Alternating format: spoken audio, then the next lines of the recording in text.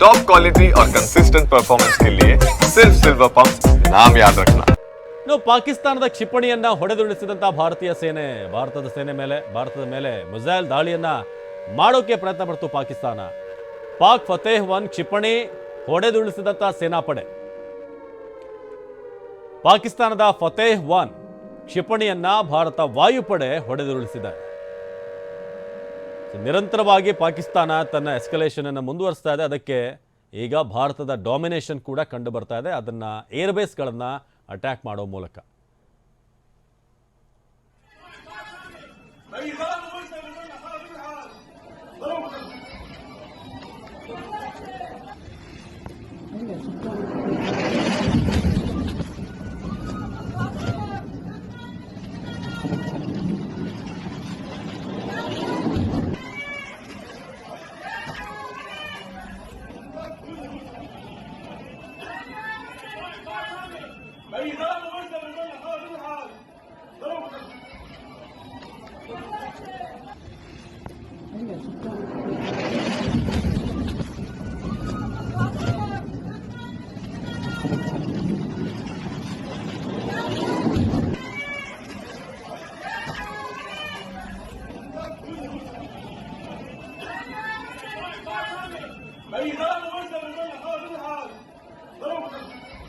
इस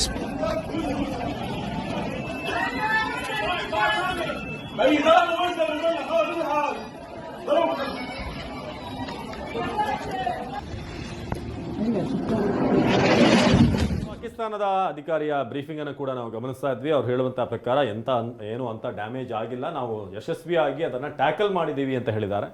ಜೊತೆಗೆ ಏನು ಭಾರತ ಮಿಸೈಲ್ಗಳ ಮೂಲಕ ದಾಳಿಗೆ ಪ್ರಯತ್ನ ಪಟ್ಟಿದೆ ಅದನ್ನು ಒಪ್ಕೊಂಡಿರೋದು, ಆದರೆ ಯಾವುದೇ ಡ್ಯಾಮೇಜ್ ಹೆಚ್ಚಿನದಾಗಿಲ್ಲ ಅಂತ ಸಹಜವಾಗಿ ಪಾಕಿಸ್ತಾನದ ಸ್ಟೇಟ್ಮೆಂಟ್ ಏನು ಅಚ್ಚರಿ ಇಲ್ಲ ಅದರಲ್ಲಿ.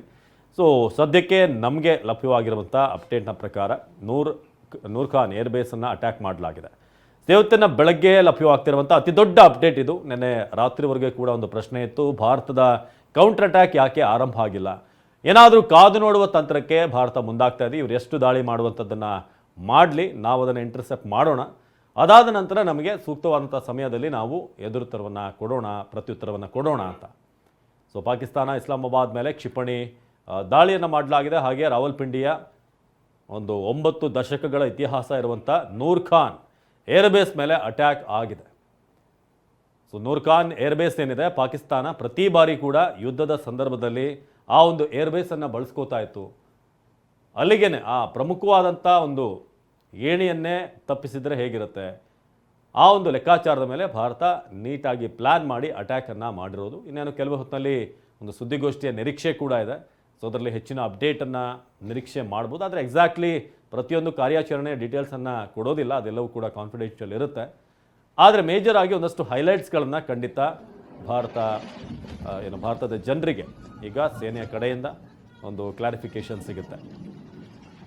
ಇನ್ನು ಇತ್ತ ಜಮ್ಮು ಕಾಶ್ಮೀರದ ಉರಿಯಲ್ಲೂ ಕೂಡ ಸ್ಫೋಟದ ಶಬ್ದ ಕೇಳಿದೆ. ಪಠಾನ್ಕೋಟ್ನಲ್ಲೂ ಕೂಡ ದಾಳಿ ಆಗಿದೆ ಅಂತ ಸದ್ಯಕ್ಕೆ ಮಾಹಿತಿ ಲಭ್ಯವಾಗ್ತಾ ಇದೆ. ಜೊತೆಗೆ ನಮ್ಮ ಪ್ರತಿನಿಧಿ ಹರೀಶ್ ಆಗಲೇ ಲೈವ್ ರಿಪೋರ್ಟಿಂಗ್ ಮಾಡಬೇಕಾದ್ರೂ ಕೂಡ ಬ್ಯಾಕ್ ಟು ಬ್ಯಾಕ್ ಶಬ್ದಗಳಾಗ್ತಾ ಇತ್ತು, ಸೈರನ್ನ ಸದ್ದು ಕೇಳ್ತಾ ಇತ್ತು. ಸೊ ನಿನ್ನೆ ರಾತ್ರಿ ಪಾಕಿಸ್ತಾನ ಫಿರೋಜ್ಪುರ್ನಲ್ಲಿ ಒಂದು ಅಟ್ಯಾಕನ್ನು ಮಾಡುತ್ತೆ. ಅದರಲ್ಲಿ ಒಂದು ಕಾರ್ ಸ್ಫೋಟ ಆಗಿದೆ, 3 ಜನರು ಗಾಯಗೊಂಡಿದ್ರು, ಬ್ಲೀಡಿಂಗ್ ಆಗ್ತಾ ಇತ್ತು ಕೈಕಾಲುಗಳಲ್ಲಿ. ಸೊ ಹಾಗೆ ಒಬ್ಬರು ಕ್ರಿಟಿಕಲ್ ಆಗಿದ್ದಾರೆ, ಸ್ಥಳೀಯ ಆಸ್ಪತ್ರೆಗೆ ಅವ್ರನ್ನ ಶಿಫ್ಟ್ ಮಾಡಲಾಗಿತ್ತು ಅನ್ನೋದ್ರ ಬಗ್ಗೆ ಕೂಡ ಇನ್ಫಾರ್ಮೇಷನ್ ಇತ್ತು. ಸೊ ಸದ್ಯಕ್ಕೆ ಈಗ ನೀವು ನೋಡ್ತಿರೋ ಹಾಗೆ 2 ಪ್ರತ್ಯೇಕ ಅಪ್ಡೇಟನ್ನು ಗಮನಿಸ್ಬೋದು. ಒಂದು ಈ ಲಾಹೋರ್ ಬಳಿ ಆಗಿರುವಂಥದ್ದು ಸದ್ಯ ಅಪ್ಡೇಟ್.